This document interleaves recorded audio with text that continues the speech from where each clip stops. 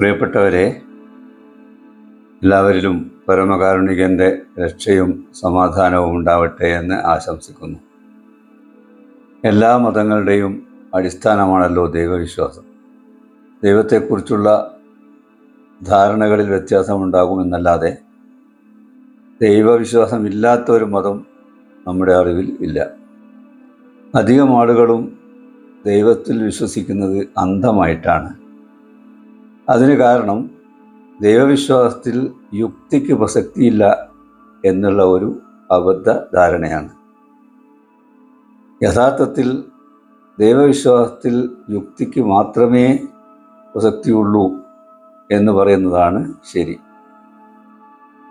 കാരണം എന്താണെന്ന് ചോദിച്ചാൽ, നാം പ്രകൃതിയിൽ കാണുന്ന ബുദ്ധിക്ക്, ഇൻ്റലിജൻസിന് മറ്റൊരു ഉത്തരമില്ല.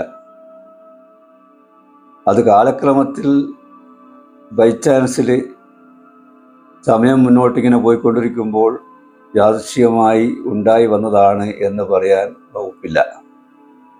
കാരണം യാദൃശ്ചികമായി ബുദ്ധി ഉണ്ടാവുകയില്ല.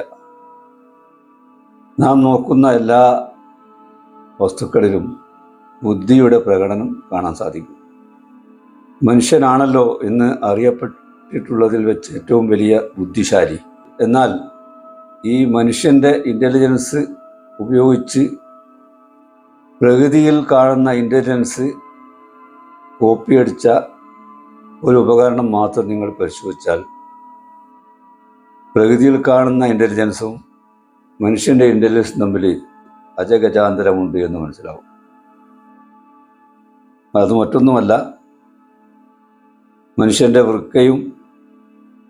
വൃക്ക ചെയ്യുന്ന അതേ ജോലി ചെയ്യാൻ വേണ്ടി മനുഷ്യൻ നിർമ്മിച്ച ഡയാലിസിസ് മെഷീനും മാത്രം നോക്കിയാൽ മതി.